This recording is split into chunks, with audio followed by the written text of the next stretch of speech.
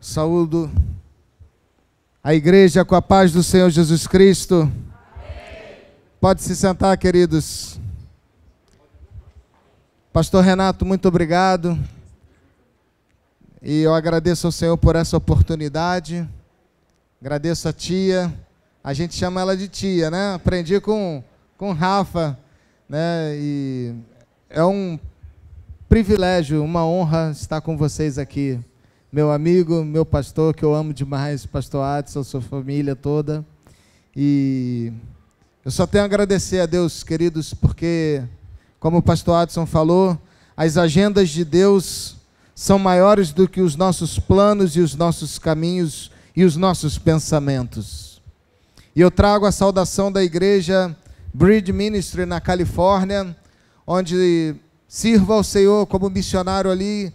Ano passado fizemos 20 anos na igreja, atuando ali, celebrando ao Senhor, falando das maravilhas que o Senhor tem feito nas nossas vidas, daquilo que o Senhor tem sido, daquilo que o Senhor é e daquilo que o Senhor irá fazer em nossas vidas. E nós estamos ali para atender a comunidade dos imigrantes brasileiros. Também trabalhamos com os americanos, com os hispanos, e ali o Senhor nos plantou naquele lugar. O Senhor nos deu 2 filhos, 2 homens, e um de 14 anos, um de 10 anos, meu filho Samuel e Lucas, e lá com a minha esposa Sandra, estamos ali fazendo a obra do Senhor, com um corpo de pastores, cumprindo o chamado que Ele nos deu, cumprindo o propósito do Senhor.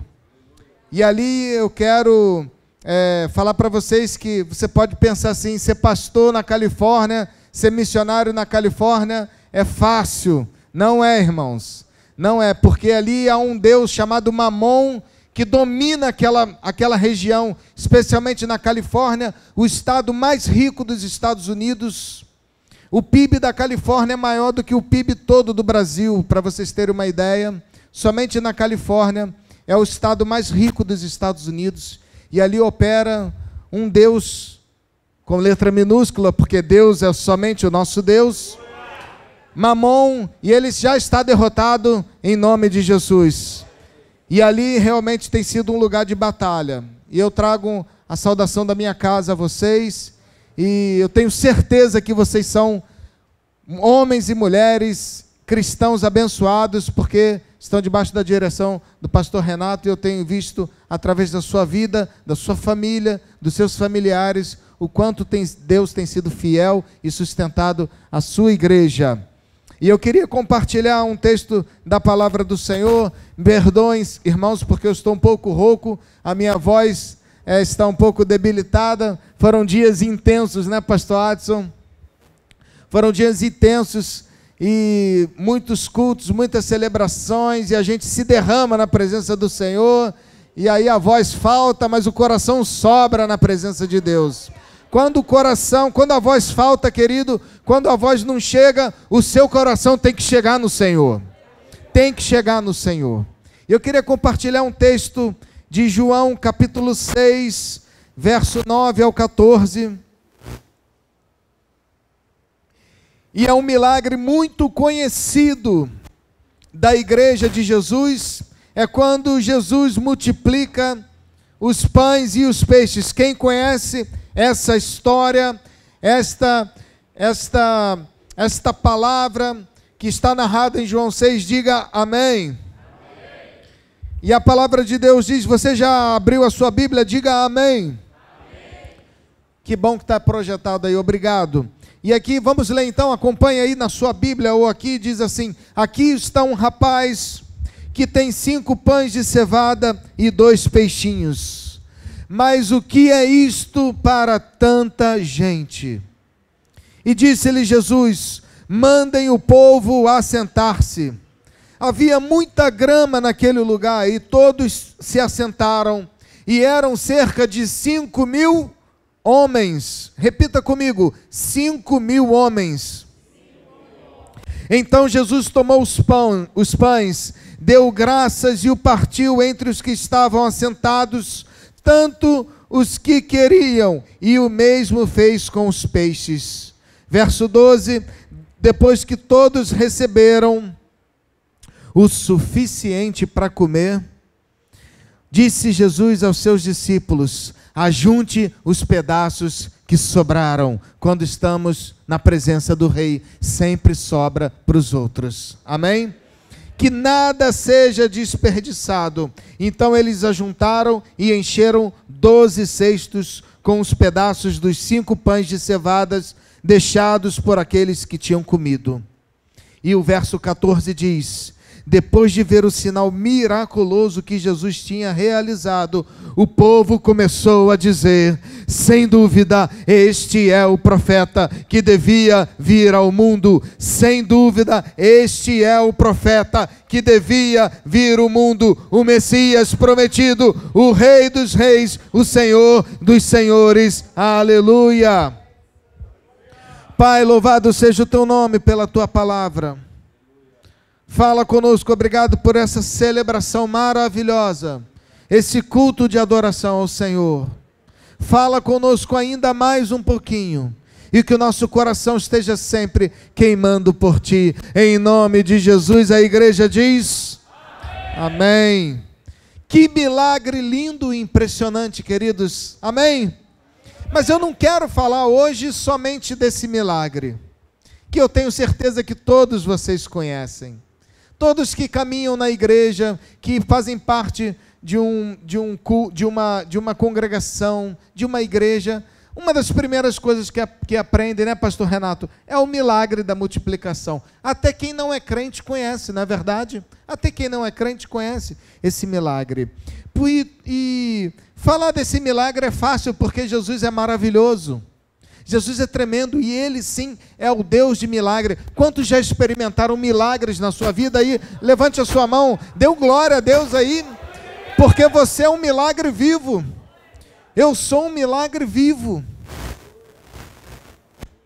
E é muito bom a gente falar das coisas de Deus. É bom ser crente, né, queridos? É bom ser crente, é bom fazer parte do povo de Deus.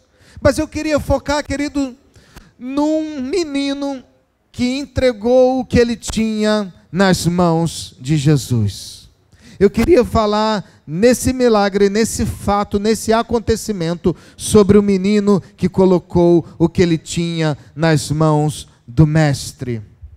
E a partir dessa iniciativa, a partir desse começo, Jesus realizou o milagre.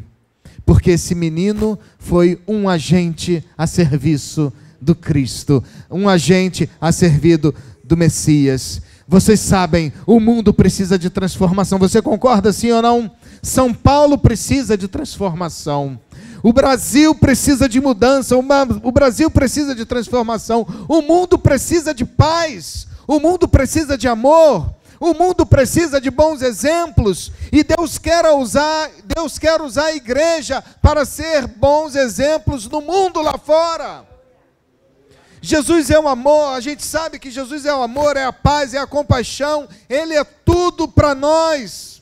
Mas Ele quer mostrar essas coisas, Ele quer transformar o mundo usando a minha vida e a sua vida. Ele quer usar você através das suas atitudes. Porque nunca se esqueça disso. Fala para o seu irmão assim, olha, nunca se esqueça disso. Fala para ele assim, nunca se esqueça. Quem transforma é Jesus, mas Ele usa você.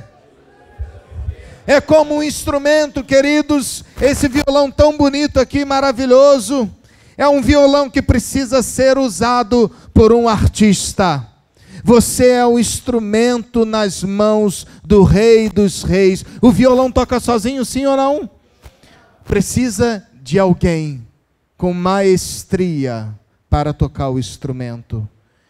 E esse maestro dos maestros, o Rei dos Reis, o médico dos médicos, o Senhor dos Senhores é Jesus Cristo, mas Ele quer usar você. Mas não se esqueça, quem transforma é Jesus, mas Ele quer usar você. Quem está entendendo, diga amém. Fala assim, então eu quero ser usado pelo Mestre, eu quero ser usado por Jesus. Então, primeiro ponto, comece com o pouco que você tem. Repete comigo, comece com o que você tem. A palavra do Senhor diz, João 6, verso 9, aqui está um rapaz com 5 pães de cevada e 2 peixinhos. Ou seja, quem é bom de matemática, 5 mais 2, 7. 7 itens para alimentar quantos, querido? Você leu, você sabe quantos? Só de homens eram 5.000 pessoas. A pergunta que não quer calar, 5 pães e 2 peixes pequenos alimentam quantas pessoas mais ou menos? 5.000? Dependendo, se for o Rafa, nem ele. Estamos comendo muito bem esses dias, hein, Rafa? Que maravilha. Queridos, começa com o que você tem. Se o que Deus colocou na tua mão é 5 pães e 2 peixes, começa com o que você tem. Não espera você ficar grande, não espera você ter muito, não espera você ter fartura, não.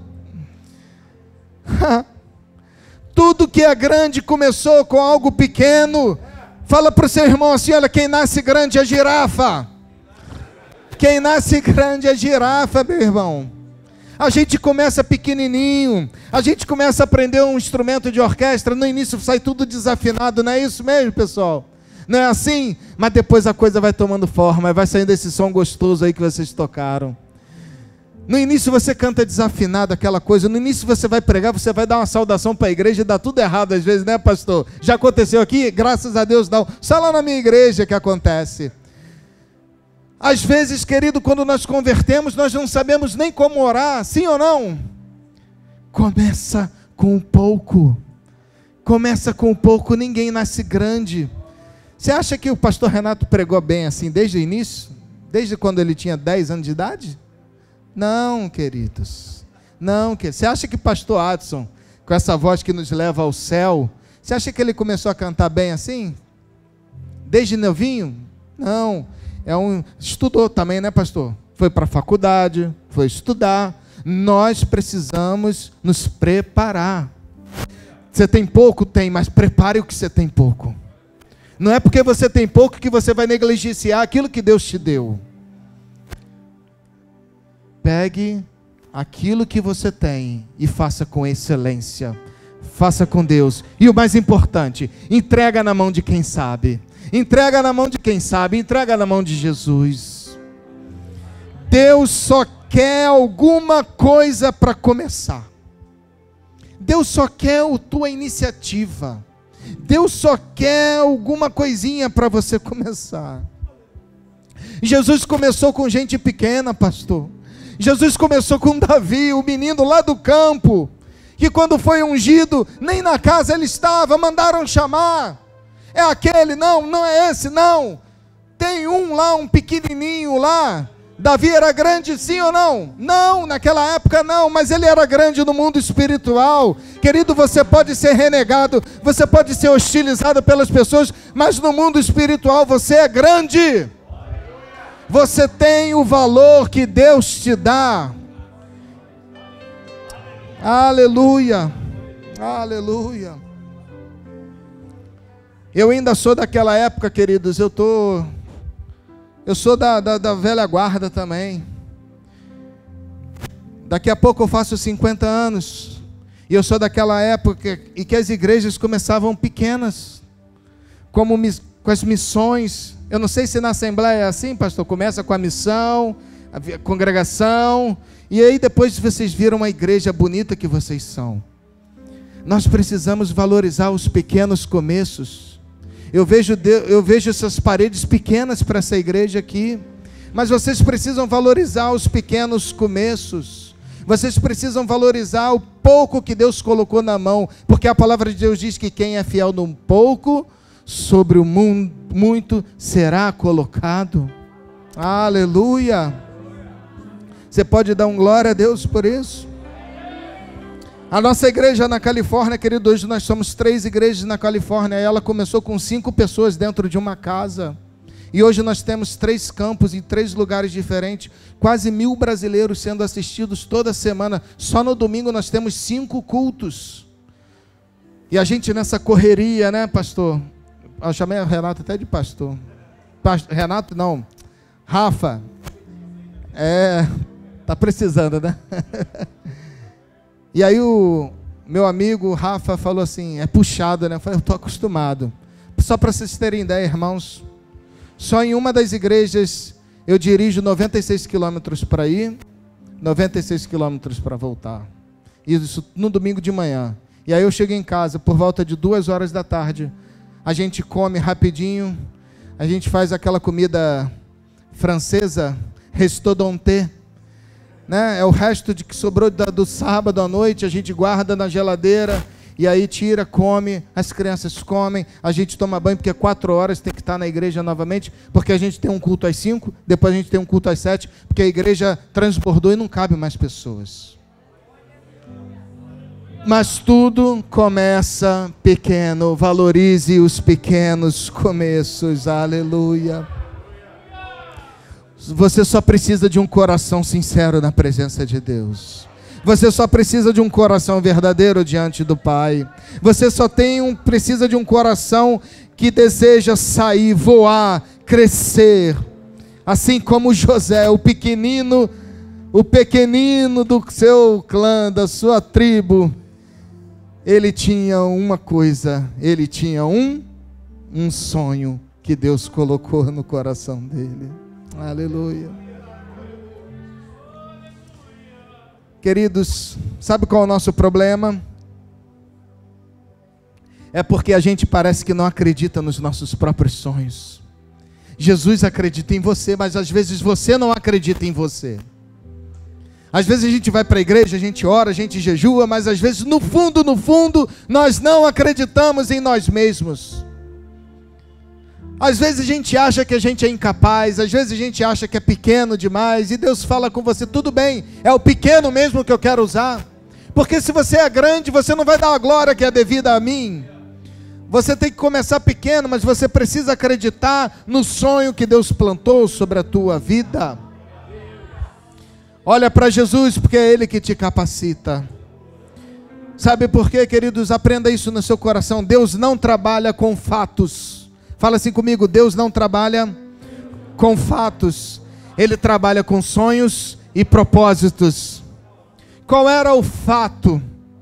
Nós temos 5 pães e 2 peixes. Era um fato, não era? Era a realidade. E é outro fato, uma multidão faminta. Porque acho que Jesus não pregava um sermão de 40 minutos não, pastor Renato. Eu acho que ele dava de beber ao povo, assim, porque ele era fonte inesgotável, aleluia. Ele era fonte inesgotável.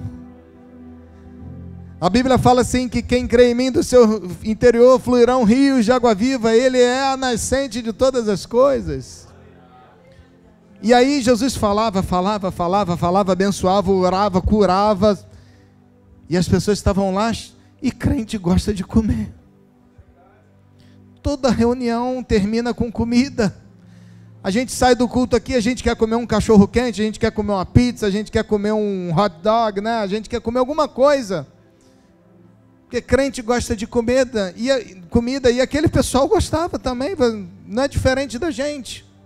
E naquela escassez, naquela falta, havia uma multidão faminta, mas o propósito no coração de Deus, do Pai, era alimentar aquele povo espiritualmente e satisfazer também as suas necessidades físicas. Porque pessoas precisavam tomar o rumo da casa e ir embora. E aprenda uma coisa, querido, quando você está na presença de Jesus, Ele supre todas as coisas.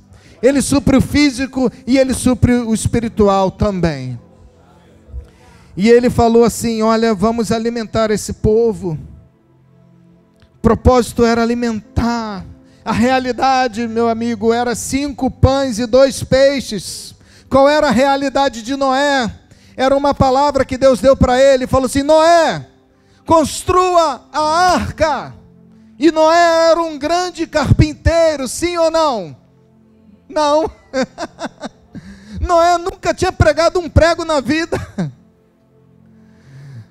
Mas Deus não trabalha com fatos, Deus trabalha com sonhos e propósitos. Quem crê, diga amém. Queridos, Se você, o dia que você tiver a oportunidade de ir lá nos Estados Unidos, fala assim: eu recebo, pastor. Se você tiver a oportunidade de ir nos Estados Unidos, procura lá no Google a réplica da Arca de Noé. Você vai ver uma obra de engenharia excepcional, que só Deus pode dar essa revelação para um homem que nunca estudou engenharia, que nunca pregou um prego na vida. E Noé construiu uma arca. Uau!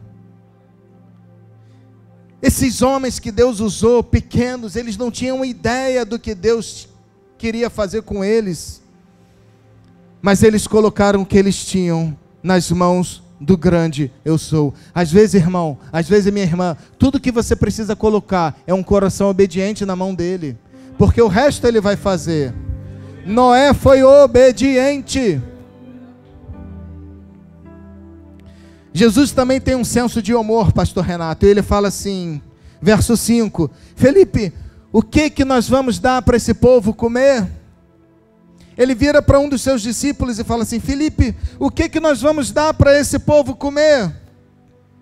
Ele fala assim, dê alguma coisa para eles comer, Felipe. Mas olha o que Felipe respondeu, Senhor, com esse tanto de gente, nem 200 dias de trabalho seria suficiente para alimentar esse povo. Não sou eu que estou falando, está na Bíblia, depois você pode olhar. Felipe, irmão, minha irmã, eu não estou lhe perguntando, Jesus falando, ei, eu não estou lhe perguntando se você tem dinheiro para comprar.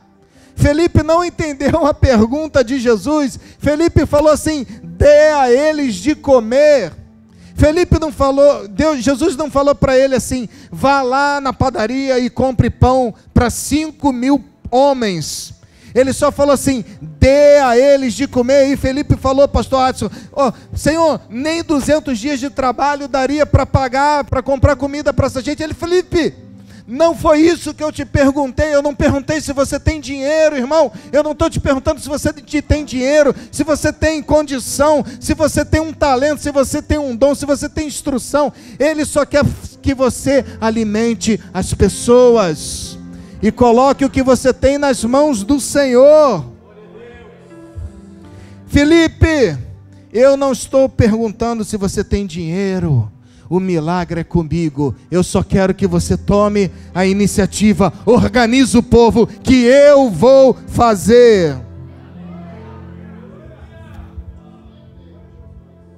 Nós precisamos exercitar a nossa fé diante de Jesus. Nós precisamos. Porque às vezes a gente falha na nossa credulidade e nos tornamos incrédulos. A gente vai ao culto, a gente ora. Queridos, eu sou pecador também. Às vezes, eu já orei muitas vezes e não crendo no que estava acontecendo. Eu não sei se acontece só comigo, talvez com você também. Mas sabe aquela oração que você faz, que nem você acredita? Você acha que acontece só comigo, com você? Aconteceu com Abraão e com Sara. O que aconteceu quando o Senhor falou que ele daria um filho a Sara? O que aconteceu? Ela falou assim... Sabe aquela ironia? Não vai dar certo. Olha a minha idade. Olha a minha idade. Sara, coloca o que você tem. Você tem um ventre e eu vou tornar esse ventre fértil para a glória do meu nome. Porque o propósito é construir uma grande nação, um povo escolhido. Você só precisa do instrumento, você só precisa me emprestar o seu corpo como instrumento para a minha glória e para a minha honra, aleluia. Começa com o que você tem, não dê desculpa. Parece que Felipe estava dando desculpa, irmãos. Eu não tenho dinheiro, nem 200 denários dariam para... 200 denários era muita grana naquela época, querido.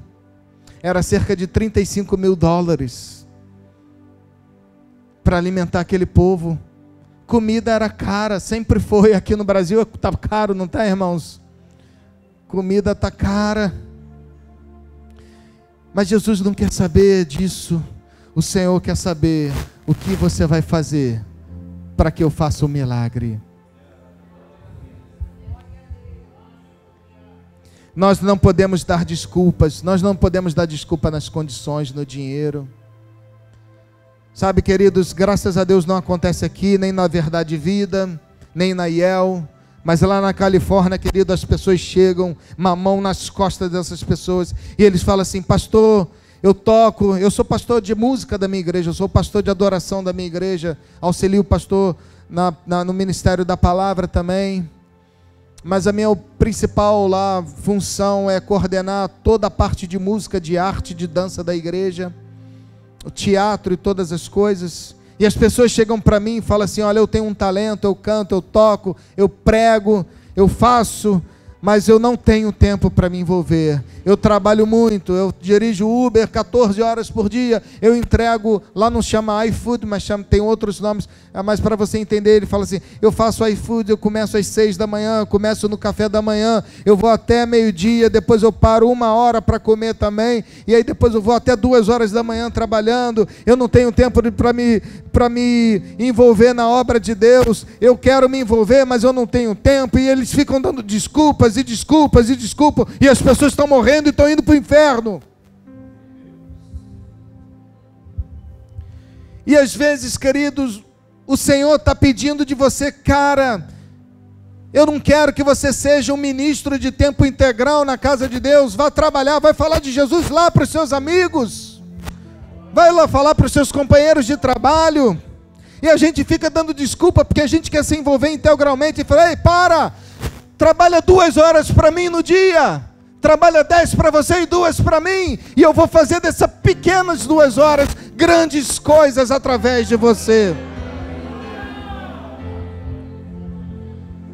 Às vezes a gente quer ser o Rick Warren, o Billy Graham, a gente quer ser o Jimmy Swaggart, a gente quer, eu não sei, algum pastor referência aqui do Brasil, a gente quer ser o Silas Malafaia, não sei quem você considera um pastor referência para você, mas às vezes a gente fica querendo ser essas pessoas, mas não consegue ser a Maria, o João, o Joaquim, o Daniel, o Márcio, o Adson, a Milena, o Rafael, a Rafaela.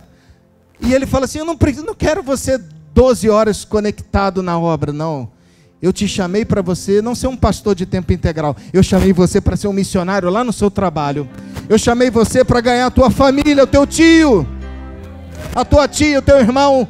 Eu te chamei para ir lá no presídio visitar as pessoas. Eu chamei você para entregar uma cesta básica aqui na rua. Você precisa de um ministério de tempo integral para fazer isso, sim ou não? Não, você só precisa de 2 horas do seu dia. Aquele menino só tinha 5 pães e 2 peixes, e Deus fez o que fez na vida dele, porque ele colocou o pouco que ele tinha nas mãos do Senhor. Deus quer o que você tem agora.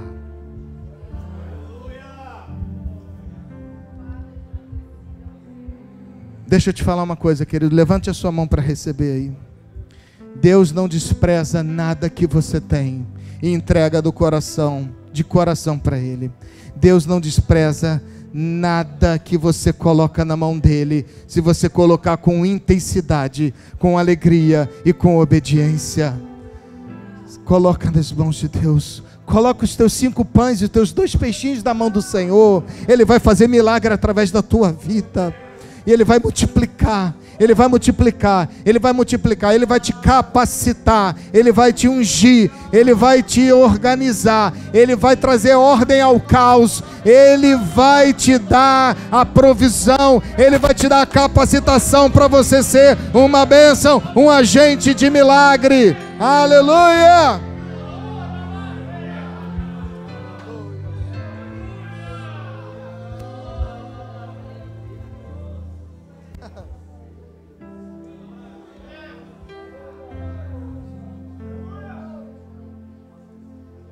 Sabe o que acontece quando você coloca tudo que você tem nas mãos do Senhor, mesmo que seja pouco?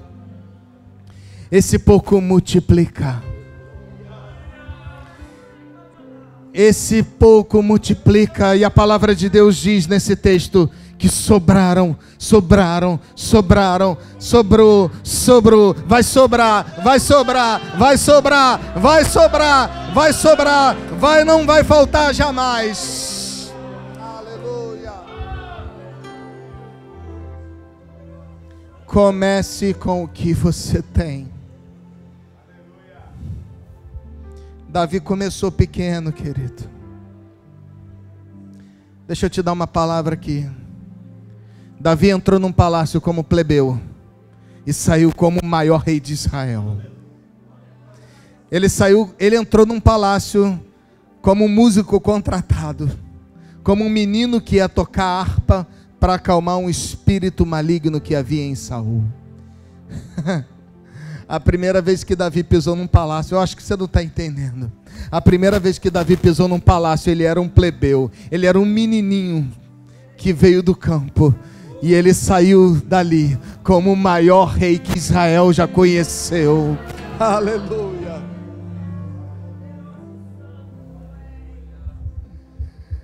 Antes de Davi escrever, se tornar o número 1 do YouTube da época, lá naquela época tinha o YouTube de Israel, sabia? Ele tinha 50 milhões de visualizações das suas músicas, e ele falava assim: louvarei o Senhor em todo o tempo, o seu louvor estará continuamente na minha boca, louvado e engrandecido seja o teu nome. De onde elevo os meus olhos para o monte, de onde me virá o socorro? O meu socorro vem do Senhor, que fez os céus e a terra. E ele ali do campo, ele dedilhava a sua harpa, e ele estava no meio das ovelhas, no meio do mato, adorando. Queridos, a gente romantiza muito esse negócio de Davi. A gente acha que Davi era igual aquela revistinha da Testemunha de Jeová. O leãozinho bonitinho, o ursinho lá, ele tocando a harpinha dele. Queridos, era um calor tremendo em Israel. Alguém aqui já foi em Israel? Você já foi a Israel? Se você for em Israel, você vai ver o calor insuportável que é nas campinas de Israel. E no inverno é um frio que você, se você não se agasalhar, você congela. E a gente romantiza. Você deita no chão, na grama, e aí você acha que é tudo bonito, é tudo lindo, tudo maravilhoso, mas vem aquelas formigas, aquelas aranhas, aqueles escorpião daquele tamanho que não te deixa em paz. Mas Davi, com todas essas coisas, ele falava assim: deitar-me faz em pastos verdejantes, guia-me mansamente às águas tranquilas, porque ele tinha um Deus que cuidava dele. Ele não tinha o urso da revistinha da Testemunha de Jeová, não. Ele tinha um urso que atacava, o leão que vinha, o lobo que vinha devorá-lo, e ele matava ele na força do Senhor. Estava ministrando ontem na conferência de adoração, na igreja do pastor Samuel, e eu falei que Davi fez a universidade, ele fez o estágio não remunerado, primeiro trabalhando com seu pai, depois ele fez a Universidade do Leão, a Universidade do Urso, fez o mestrado em Golias, em matar gigante, mas o seu doutorado, a sua missão mais difícil, foi com Saul.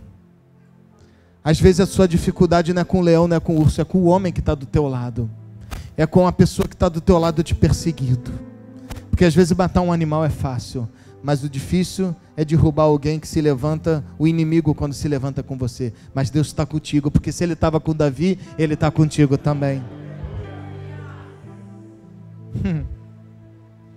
Comece com as pequenas coisas. E segundo, para eu não me delongar, começa na sua casa. Falamos disso ontem também, né, pastor? Deus tem martelado isso no meu coração, viu, pastor Renato? Tudo começa em casa. Você pode falar comigo? Tudo começa em casa. Eu não sei se você já lendo essa palavra, meditando, se já saltou os seus olhos, mas se não, eu quero trazer à luz profeticamente isso na sua vida. E quando eu estava lendo esse texto, queridos, essa frase ela me tomou. Aqui está um rapaz. Se você puder projetar para a gente aí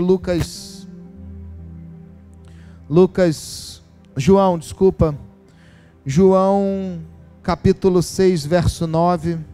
Eu queria ver a tradução que está sendo usada aí, para você acompanhar comigo, para que isso fique marcado no seu coração. A Bíblia fala assim, olha: aqui está um rapaz. Olha aí, igualzinho a mim, ó. Olha que lindo. Está aqui, né? Você está vendo aí, amém? Fala comigo, aqui está um rapaz. Há outras versões falam assim, aqui é um menino.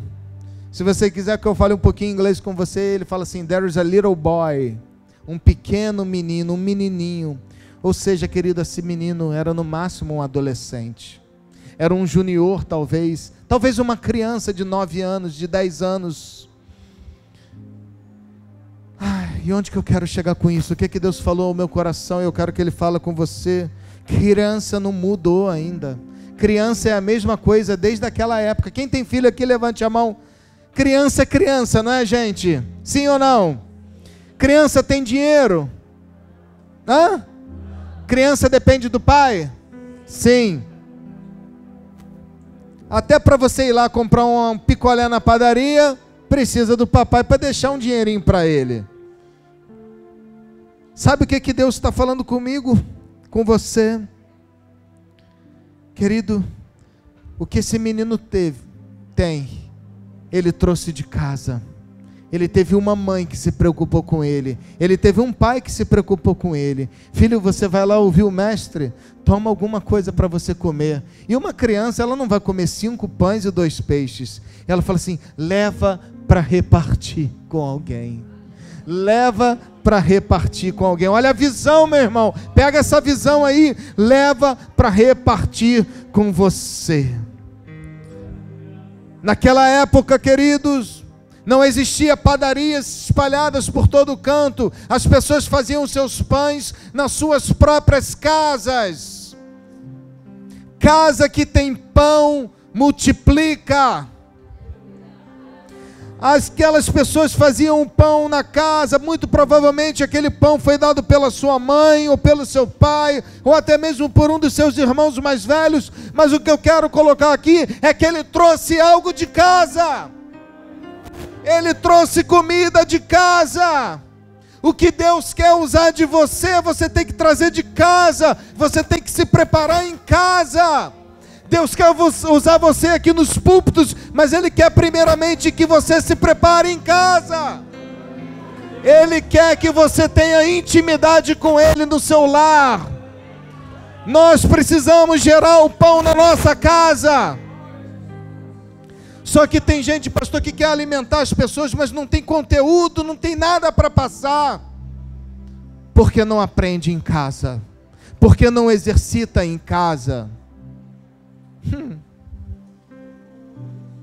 A gente quer alimentar pessoas, a gente quer levar algo para fora, para outros ambientes, mas se você não tem nada em casa, você não vai conseguir alimentar ninguém. Você precisa de preparo. Sem vida devocional não há intimidade com Deus. Você precisa de Bíblia, oração, intimidade. Bíblia, oração, adoração, intimidade. Você quer transformar o mundo? Começa na tua casa. Começa na tua casa. Começa botando a tua mão, impondo a tua mão sobre a tua família e sobre os teus filhos. Meu Deus.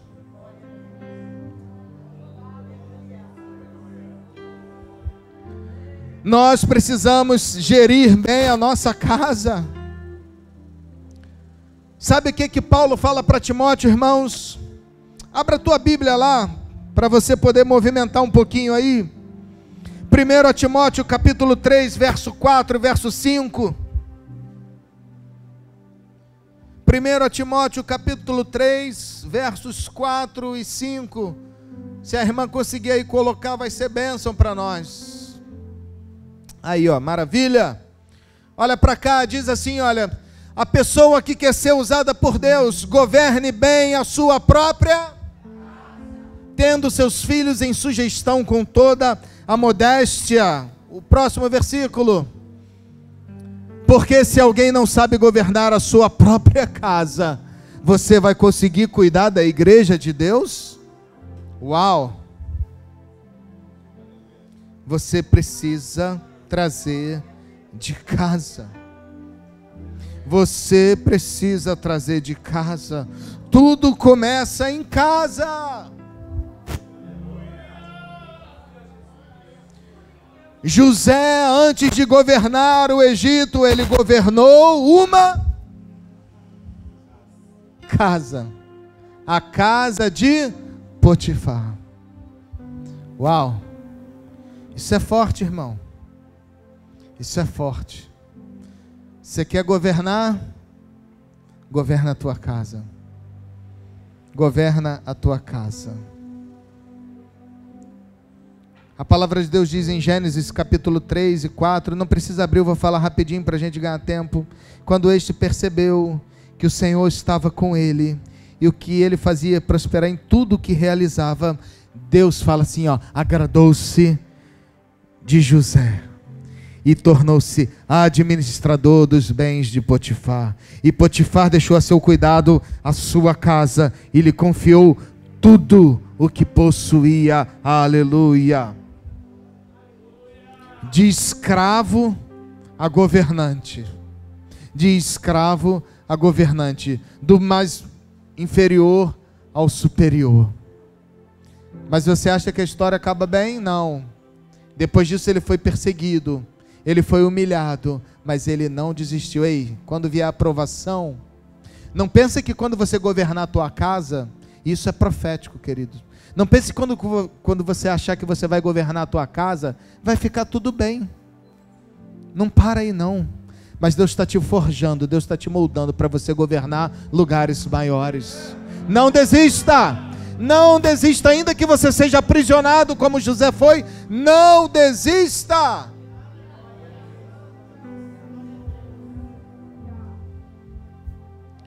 Então vou concluir. Mantenha-se puro. Mantenha-se puro como José. Não perca a tua unção que Deus te deu.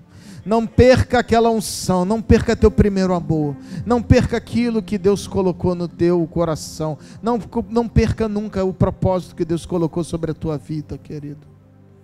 A palavra do Senhor diz assim, olha, Paulo fala para o seu filho Timóteo, 2 Timóteo 2,21, fala assim, se você se mantiver puro, filho, se você não se deitar com a mulher de Potifar, aleluia, se você não desistir do chamado, se você não der desculpa, você será um utensílio para fins honrosos, você será vaso de honra, a sua vida será limpa, e você estará pronto para o que o Senhor da casa o empregue para toda boa obra. Deus não está à procura de gente que tem muito. Deus não andava com os ricos e com os abastados. Ele andava com aqueles que queriam entregar o coração para Ele. Deus não está à procura de gente talentosa. Ele está à procura de gente disponível. Deus não está à procura de gente que tem muito. Ele está à procura de verdadeiros adoradores. Levante a tua mão, fique em pé se você puder. Eu quero orar pela tua vida.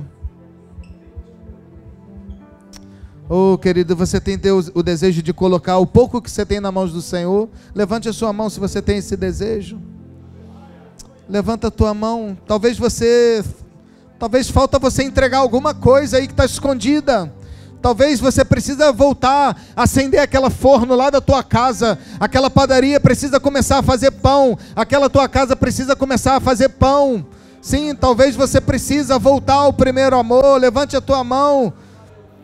Teu nome é o mais alto, teu nome é o maior, teu nome é sobre todos os tronos, os domínios, governos. Teu nome é o nome de Jesus, e os anjos clamam: Santo, toda a criação, Santo. Entrega o que você tem.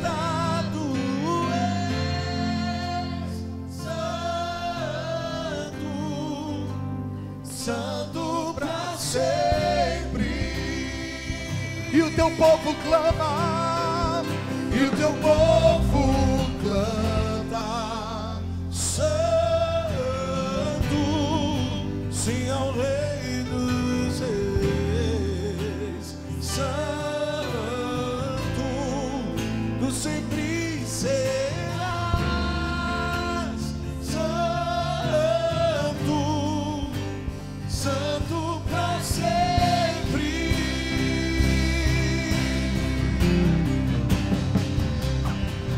Teu nome é mais alto, teu nome. Ele pode todas as coisas.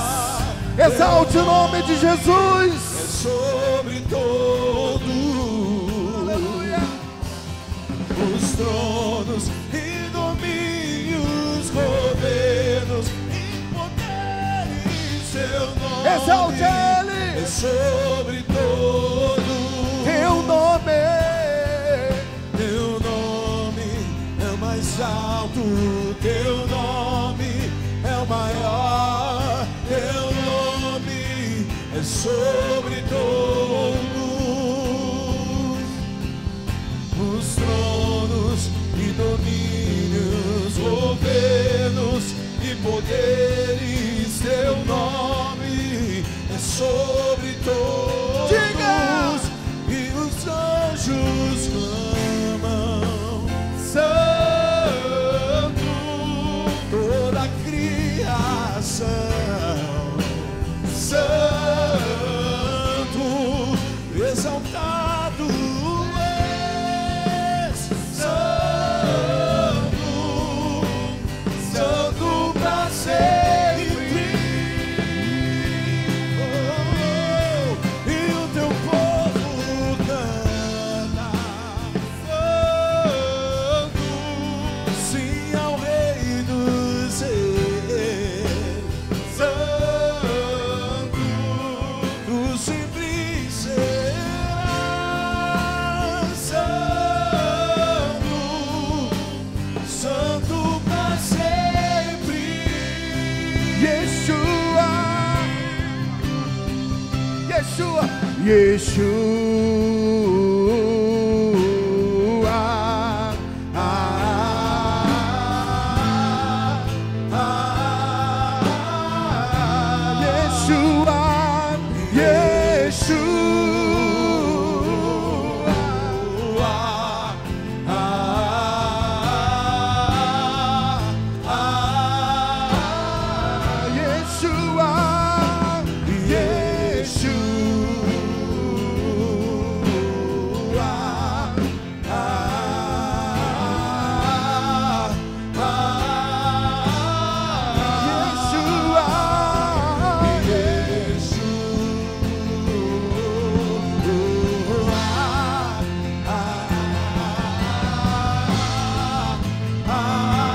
Ele é o amado da minha alma. O meu amado é o mais belo entre milhares de milhares. Meu amado é o mais belo entre milhares de milhares. Se você puder, levante a tua mão e cante.